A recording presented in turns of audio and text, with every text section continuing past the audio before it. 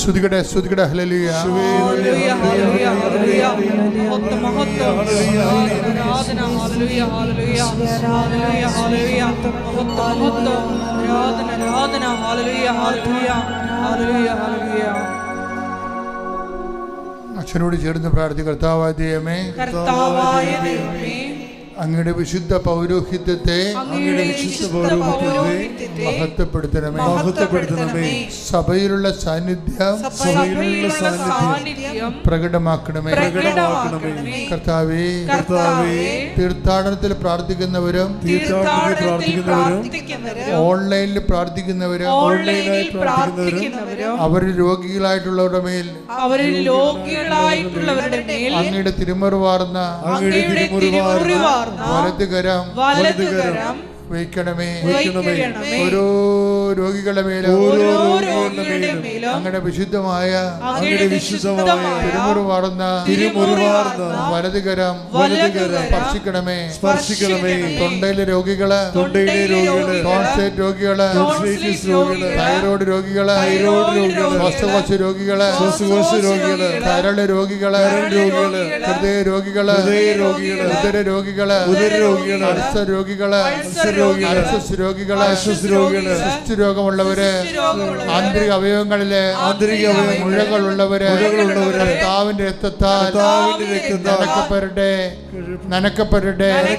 യേശുവിന്റെ നാമത്തിൽ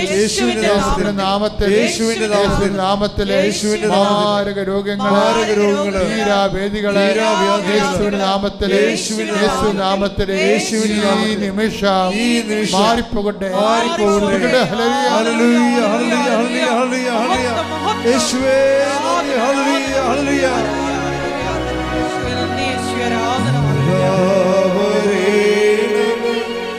എന്നിൽ നിറയണമേ,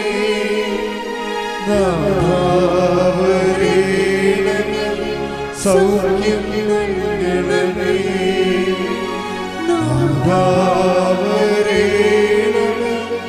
എന്നിൽ നിറയണമേ,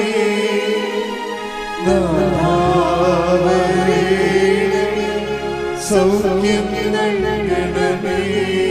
പരിശുദ്ധ പരമദിവ്യകാരണത്തിന് എന്നേരവും ആരാധനയും സ്തുതിയും പുകഴ്ചയും ഉണ്ടായിരിക്കട്ടെ. എൻ്റെ മക്കളുടെ ജോലിയില്ലാത്തവര്, വീടില്ലാത്തവര്, പല പ്രാവശ്യം ഉടമ്പടി പുതുക്കിയെങ്കിലും ആ അവർ വിചാരിക്കുന്ന വിഷയത്തിൻ്റെ മേല് ദൈവിക തീരുമാനം എത്തിപ്പെടാത്തവർ ഒക്കെ അവർക്കെല്ലാം വേണ്ടി പ്രാർത്ഥിക്കേണ്ട ഒരു സമയമാണ്.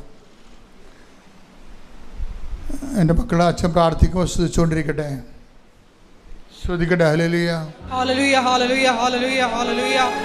ആരാധന, മഹത്വം, കർത്താവേ, നിന്റെ ഉന്നതമായ നാമത്തിന് സ്തോത്രം ചെയ്യുന്നു. കർത്താവേ, നിന്റെ വിശുദ്ധ പൗരോഹിത്യത്തെ മഹത്വപ്പെടുത്തണമേ. കർത്താവേ, സഭയിലുള്ള സാന്നിധ്യം ദൃഢമാക്കണമേ. 39 വർഷം ഞാൻ അർപ്പിച്ച കൃപാനയുടെ യോഗ്യതയാൽ കൃപാസ്ഥാനത്താറെ ജീവനോടെ പ്രത്യക്ഷപ്പെട്ട പരിശുദ്ധ അമ്മയുടെ മാധ്യസ്ഥത്തിന് ഞങ്ങളുടെ മക്കൾക്ക് വേണ്ടി പ്രാർത്ഥിക്കുന്നു. കർത്താവേ, ഈശോ അമ്മയുടെ പ്രത്യക്ഷീകരണത്തിന് സ്ഥിരീകരണത്തിൻ്റെ അടയാളമാകാൻ ഈ അൾത്താരയിൽ നടന്ന 10,000-കണക്കിന് ആരാധന ശക്തിയാൽ ഓരോരുത്തരും ഉടമ്പടി വച്ചിരിക്കുന്ന ഓരോ കാര്യങ്ങളും, ഉടമ്പടി ജീവിക്കുന്നവരുടെ ഓരോ കാര്യങ്ങളും, ഉടമ്പടി പുതുക്കിയിട്ടില്ലെങ്കിലും ഉടമ്പടി തന്നെയാണ് അവർ ജീവിക്കുന്നതെന്ന് ഉറപ്പുള്ളവരുടെ കാര്യങ്ങൾ കർത്താവ് ഞങ്ങളുടെ തിരുസന്നിധിയിൽ സമർപ്പിച്ചുകൊണ്ട് പ്രാർത്ഥിക്കുന്ന കർത്താവേ, ഈശോ സ്പർശിക്കുന്ന കർത്താവേ, മക്കളില്ലാത്തവർ, വിവാഹം ഒത്തുവരാത്തവർ, കടകമ്പോൾ നടത്തി പരാജയപ്പെട്ടവർ, ജീവിക്കാൻ മാർഗമില്ലാത്തവർ, ഒരു തൊഴിലിന് വേണ്ടി പരിശ്രമിക്കുന്നവർ, വിസ പുതുക്കാൻ വേണ്ടി വേദനിക്കുന്നവർ, ജോലിക്ക് വേണ്ടിയും വിദ്യാഭ്യാസത്തിന് വേണ്ടിയും കിണഞ്ഞ് പരിശ്രമിക്കുന്നവർ, വസ്തു വിൽക്കാനോ വാങ്ങിക്കാനോ വീട് വാങ്ങി വയ്ക്കാനോ വീട് ലഭിക്കാനോ വേണ്ടി പരിശ്രമിച്ച് പ്രാർത്ഥിക്കുന്നവർ, ദൈവത്തിൻ്റെ കരുണ കർത്താവേ, അങ്ങയുടെ കൃപ, അങ്ങയുടെ കരുണ കൊണ്ട് കർത്താവ്, ഞങ്ങളുടെ കഴിവ് കൊണ്ടല്ല, അങ്ങയുടെ കൃപ കൊണ്ട് കർത്താവ്, അങ്ങയുടെ മക്കളുടെ മേൽ കർത്താവ് ഈ കൃപാസനം നടന്നിട്ടുള്ള മുഴുവൻ ആരാധനയുടെ ശക്തിയാൽ ദൈവത്തിൻ്റെ കൃപ നിങ്ങൾക്ക് ആവശ്യിക്കട്ടെ. യേശുവിൻ്റെ ഉന്നതമായ നാമത്തിൽ മാർഗ തടസ്സങ്ങൾ, ജീവിത ദുരിതങ്ങൾ യേശുവിൻ്റെ നാമത്തിൽ മാറിപ്പോകട്ടെ. ശ്രുതികട്ടെ. ഹല്ലേലൂയ, ഹല്ലേലൂയ, ഹല്ലേലൂയ, ഹല്ലേലൂയ. എല്ലാ തടസ്സങ്ങളും നീങ്ങിപ്പോയിക്കൊണ്ട് ആരാധനയിലൂടെ നാമത്തെ മഹത്വപ്പെടുത്തണമേ. ഹല്ലേലൂയ. മഹത്വം മഹത്വം. ഹല്ലേലൂയ.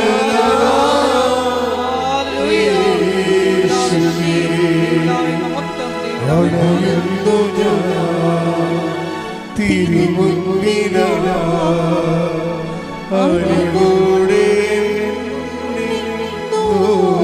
ദൈവമേ.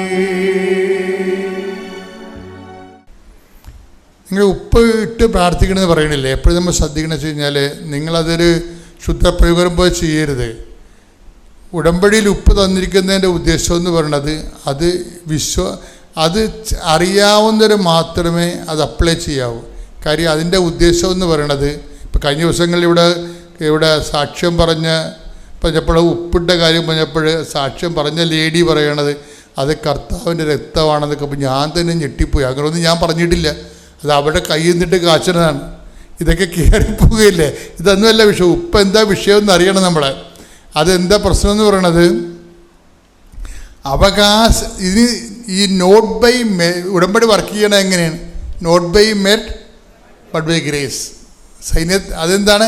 അത് എപ്പോഴും ഓർക്കണം. ഉടമ്പടിയുടെ സ്പേസ് എന്ന് പറയണത് എൻ്റെ നോട്ട് ബൈ മെറിറ്റ്, എൻ്റെ യോഗ്യതയല്ല, അങ്ങയുടെ കൃപയെന്നാണ്. അത് തന്നെയാണ് ഈ ഉപ്പിൻ്റെ പ്രയോഗത്തിൻ്റെ അത് വരണത്. ഉപ്പിൻ്റെ പ്രയോഗം ബൈബിളിൽ ഉടമ്പടി ഉപ്പെന്നാണ് വിളിക്കുന്നത്. അതിനെ ബൈബിളിലുള്ളതാണ് ഉടമ്പടി ഉപ്പ്, അല്ലാതെ കൃപാസനത്തിന് വെച്ചിട്ട് തന്നെ അല്ല.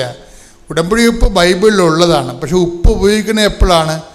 അഹ്റോന് അതുപോലെ ലേവ്യ സന്തതികൾക്കും ഇസ്രയേലിൻ്റെ ഭാഗം വെച്ചപ്പോൾ ഓഹരിയില്ല. അപ്പോൾ മോസസ് അഹ്റോനോട് പറയും, ലേവ്യ പുത്രന്മാർ പുരോഹിതന്മാരാണ്, അൾത്താര ശുശ്രൂഷകരാണ്, അവർക്ക് ഇസ്രയേലിൽ ഓഹരിയില്ല. ദൈവമായ കർത്താവായ ദൈവം തന്നെയാണ് അവരുടെ ഓഹരി. അതുകൊണ്ട് ബലിവസ്തുക്കളിൽ ഉപ്പ് തളിച്ചതുകൊണ്ട് അത് ആരും എടുക്കരുത്, അത് ലേവ്യ കുടുംബത്തിലുള്ളതാണെന്ന് പറയും. അതാണ് ഉപ്പ് തളിക്കേണ്ടത് ദൈവത്തിനുള്ളതാണെന്ന്. അതാണ് എൻ്റെ അർത്ഥം.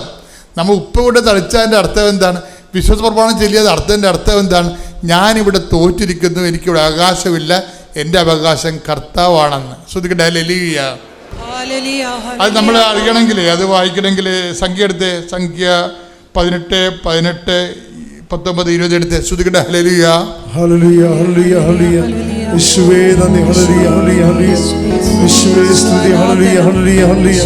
യേശുവേ ആരാധന, ആരാധന, ആരാധന, ആരാധന. സംഖ്യ 18:19. ഇസ്രായേൽ ജനം കർത്താവിന് നീരാജനമായി സമർപ്പിക്കുന്ന ഉപ്പ് തളിച്ച് സമർപ്പിക്കുന്ന വിശുദ്ധ കാഴ്ചകളെല്ലാം നിനക്കും പുത്രന്മാർക്കും പുത്രിമാർക്കും ശാശ്വത അവകാശമായി ഞാൻ നൽകുന്നു. കർത്താവിന്റെ സന്നിധിയിൽ നിനക്കും സന്തതികൾക്കും ഇത് എന്നേക്കും നിലനിൽക്കുന്ന അലംഘനീയമായ ഉടമ്പടിയായിരിക്കും. 18-20 വായിച്ചേ. കർത്താവ് അഹറോനോട് അരുൾ ചെയ്തു, ഇസ്രായേലിൽ നിനക്ക് ഭൂമി അവകാശമായി ലഭിക്കുകയില്ല. അവരെ പോലെ നിനക്ക് ഓഹരിയും ഉണ്ടായിരിക്കുകയില്ല. ഞാനാണ് നിന്റെ അവകാശവും ഓഹരിയും. ഇതാണ് ഉപ്പ് തളിക്കാനുകൊണ്ട് ഉദ്ദേശിക്കുന്നത്. എന്താണ്? എനിക്ക് ഇതിൻ്റെ അകത്ത് കഴിവില്ല, എനിക്ക് ഇതിൻ്റെ അകത്ത് ഓഹരിയില്ല. എൻ്റെ ഓഹരി എൻ്റെ കർത്താവാണ്. Not by merit but by grace. ഇതാ സംഭവം. സൈന്യത്താരെ അല്ല, ശക്തിയാരെ അല്ല, കർത്താവിൻ്റെ ആത്മാവിനാൽ. മരുന്നോ ലേപനമോ അല്ല, കർത്താവിൻ്റെ വചനമാണ്. കൈയടിക്കട്ടെ. ശ്രുതിക്കട്ടെ. ഹല്ലേലൂയ. ആരാധന, ആരാധന. ഹല്ലേലൂയ, ഹല്ലേലൂയ, ഹല്ലേലൂയ, ഹല്ലേലൂയ.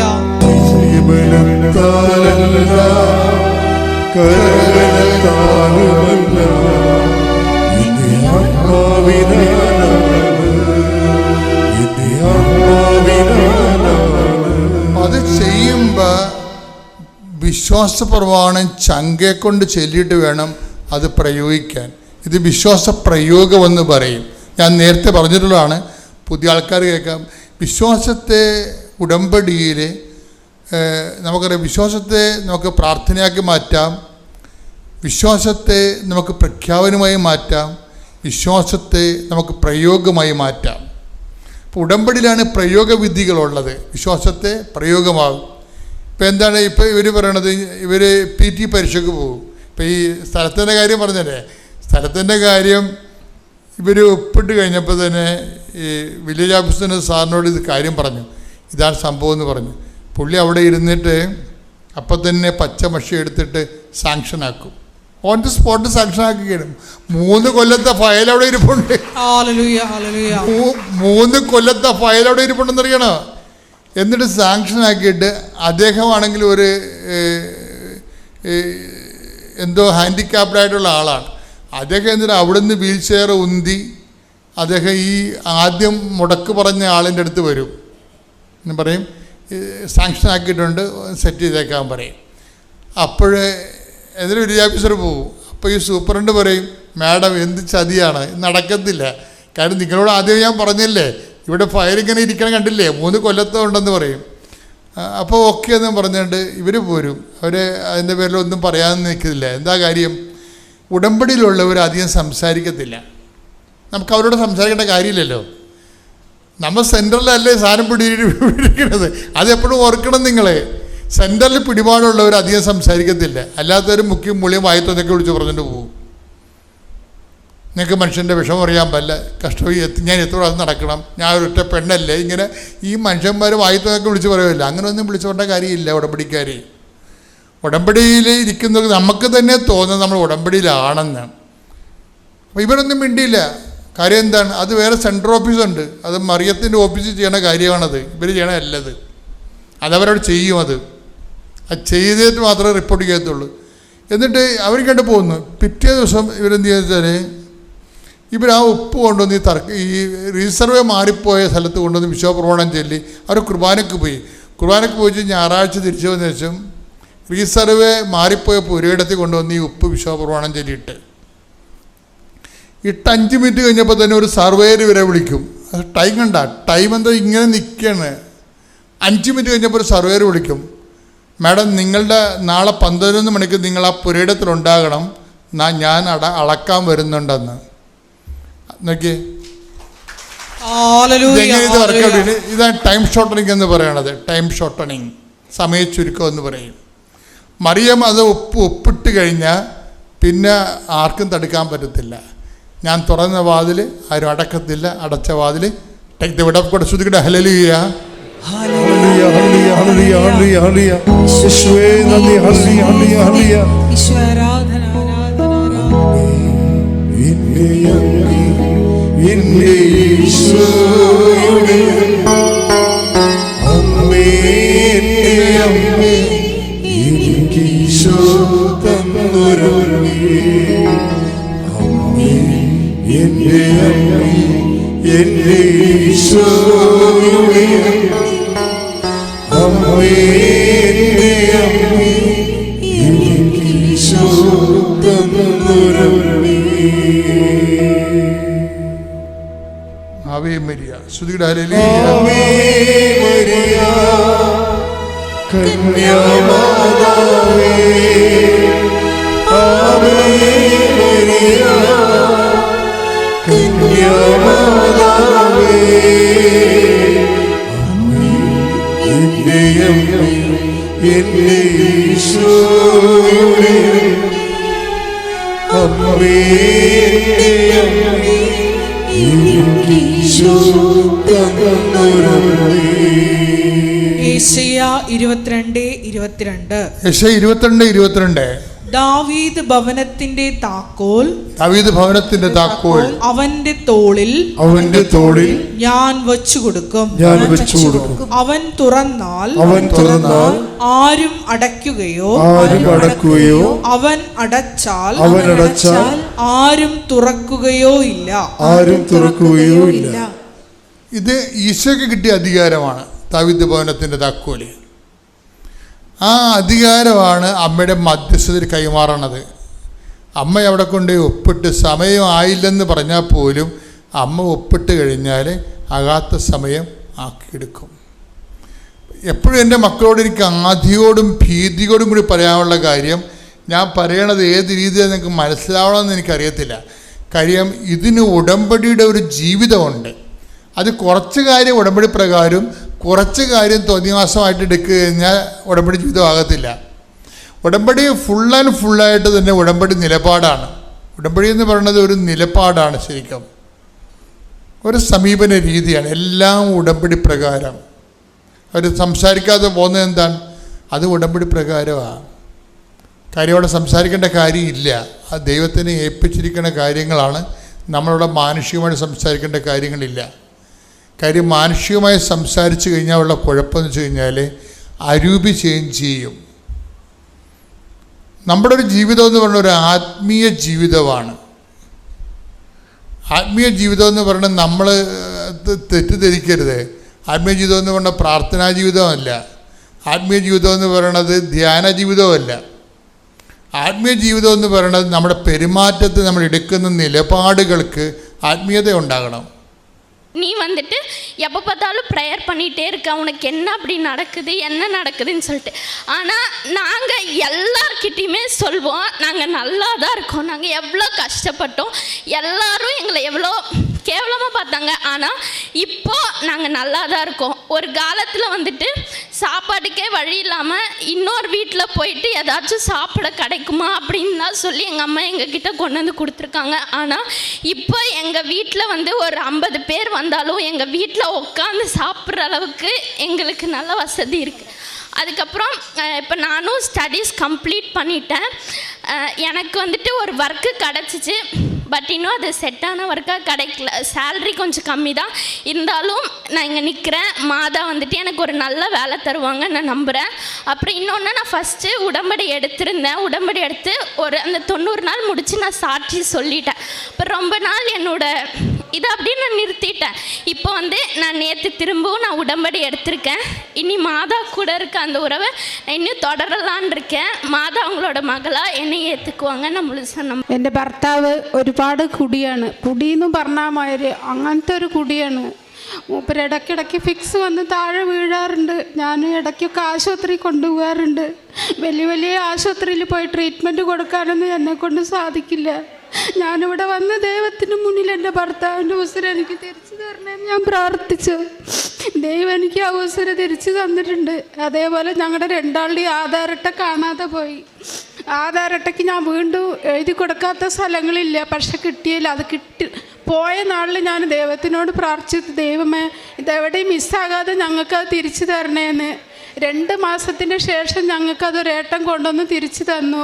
അതിന് മാതാവിന് കോടാനുകോടി നന്ദി. എൻ്റെ പേര് സബിത. ഞാൻ മലപ്പുറം ജില്ലയിൽ നിന്ന് വെന്നീർ എന്ന സ്ഥലത്ത് നിന്ന് വരുന്നു. അമ്മയുടെ പ്രത്യക്ഷീകരണത്തിൻ്റെ സാക്ഷിയായി ഞങ്ങളെ കുടുംബത്തെ ഉയർത്തിനോർത്തുകൊണ്ട് നന്ദിയോടെ സ്തുതിക്കുന്നു, സ്തോത്രം ചെയ്യുന്നു. 2019 ആ ദിവസങ്ങളിൽ ഞങ്ങൾ ഉടമ്പടി എടുത്തിട്ടുള്ളത്. ഞങ്ങൾ ഉടമ്പടിയിൽ തന്നെയാണ് കുറേ കാലം കൊണ്ട് ജീവിച്ചത്. അതിനുശേഷം ഞങ്ങൾ ഈ ഉടമ്പടിയിൽ വരാൻ കാരണം ഞങ്ങളെ മകളായിരുന്നു. ഞങ്ങൾക്കൊരു മകളുണ്ടായിരുന്നു, നിഹാര ജബരാജ്. കുഞ്ഞിന് കിഡ്നിയിൽ ക്യാൻസറായിരുന്നു. ഞങ്ങളൊരു ഏകദേശം 10-25 ഹോസ്പിറ്റലുകളോളം കയറി ഇറങ്ങിയിട്ടുണ്ടായിരുന്നു ആ കുഞ്ഞ് ജീവനൊന്ന് രക്ഷിക്കാൻ വേണ്ടിയിട്ട്. പിന്നീടാണ് എൻ്റെ സഹോദരി വഴിയാണ് കൃപാസനത്തെക്കുറിച്ച് അറിഞ്ഞത്. യൂട്യൂബിലൂടെയാണ് അറിഞ്ഞത്. അങ്ങനെ ഞങ്ങൾ ഫസ്റ്റ് സാക്ഷ്യം കേൾക്കുന്നത് ഒരു ചേച്ചി വന്നിട്ട് ആ കുഞ്ഞിൻ്റെ കിഡ്നി ഒരു ബൗൾസ് ഉണ്ടെന്നോ അത് സുഖപ്പെട്ടു എന്ന് കേട്ടിട്ടാണ് ഞങ്ങളിവിടെ വന്നത്. അപ്പോൾ ഞങ്ങൾക്കും പ്രതീക്ഷയായി, ഞങ്ങളുടെ മകളും സൗഖ്യപ്പെടുന്ന പ്രതീക്ഷയോടെ ഞങ്ങളിവിടെ വന്നു. അന്ന് ഫസ്റ്റ് വന്നപ്പോൾ തന്നെ അച്ഛനെ കാണാനും പറ്റി. അച്ഛൻ ഞങ്ങളുടെ സാക്ഷ്യം പറയാൻ പറഞ്ഞില്ല, ഉടമ്പടി എടുത്തോളം പറഞ്ഞു. അന്ന് വന്ന് ഉടമ്പടി എടുത്ത് ഞങ്ങൾ റിട്ടേൺ വീട്ടിലോട്ട് പോയി. അടുത്ത് ഞങ്ങൾ SIT ഹോസ്പിറ്റലിലേക്ക് പോയി. അവിടെ 1 മന്ത് കുഞ്ഞ് അഡ്മിറ്റായിരുന്നു. പക്ഷെ അവർക്കൊന്ന് അസുഖം എന്താണെന്നോ ഒന്ന് കണ്ടുപിടിക്കാനൊന്നും അവർക്ക് കഴിഞ്ഞില്ല. 1 മാസത്തോളം CT സ്കാനും അൾട്രാസൗണ്ട് സ്കാനും MRI ആയിട്ട് അങ്ങനെ നടന്നു. അനസ്തേഷ്യ കൊടുത്ത് കുഞ്ഞൊരു വഴിയായി. ലാസ്റ്റിക്കാണ് RCCയിലേക്ക് കുഞ്ഞിനെ മാറ്റിയത്. അവിടെ ഞങ്ങൾ 4.5 വർഷക്കാലം കുഞ്ഞിനെയും കൊണ്ടുണ്ടായിരുന്നു. അങ്ങനെ 1 ഇയർ 2 ഇയർ കഴിഞ്ഞപ്പോൾ കുഞ്ഞിന് പൂർണ്ണമായിട്ട് അസുഖം മാറി. ഞങ്ങളവിടെ ഒരു റൂം എടുത്തായിരുന്നു താമസിച്ചിട്ടുണ്ടായിരുന്നത്. ഞങ്ങൾ വീട്ടിലോട്ട് വന്നു ഒരു 1 ഇയർ കഴിഞ്ഞപ്പോൾ കുഞ്ഞിന് വീണ്ടും വയറ് പൊങ്ങി വരാനുള്ളൊരു കാരണങ്ങളൊക്കെ കണ്ടു തുടങ്ങി. റിട്ടേൺ ഞങ്ങൾ വീണ്ടും ഹോസ്പിറ്റലിലേക്ക് പോയപ്പോഴാണ് അവിടുത്തെ സാറ് പറഞ്ഞു, കുഞ്ഞിന് അസുഖം തിരിച്ചു വന്നിരിക്കുന്നു, നമുക്കിതിൽ ഇനി ഒന്നും ചെയ്യാനില്ല. അന്ന് കുഞ്ഞിന് 4.5 വയസ്സ്, കൃത്യം 4.5 വയസ്സായി തുടങ്ങി. നമുക്കിതിലൊന്നും ചെയ്യാനില്ല എന്ന് പറഞ്ഞു.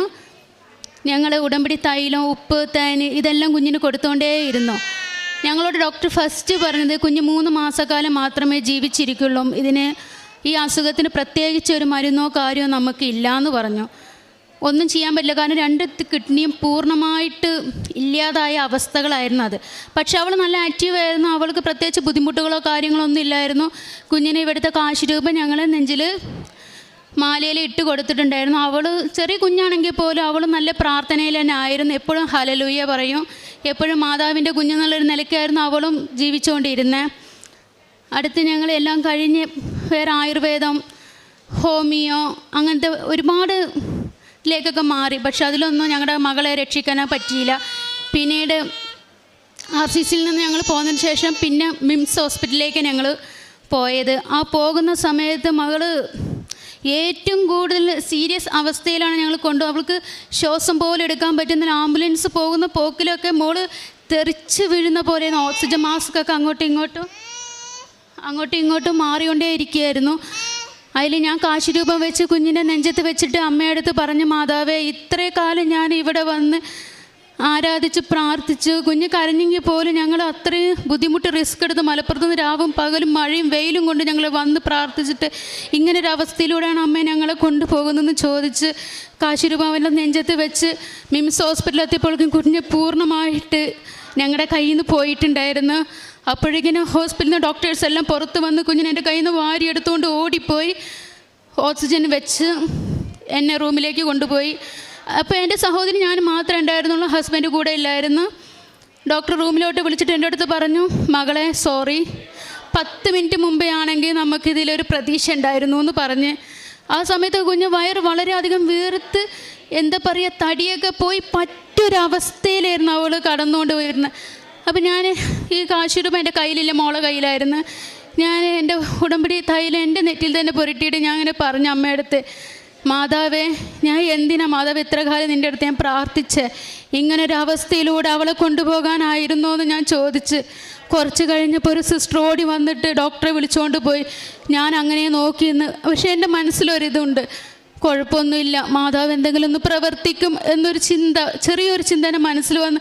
ഡോക്ടർ ഓടിപ്പോയി, അടുത്ത് ഞാനും ബാക്കിൽ ഓടി.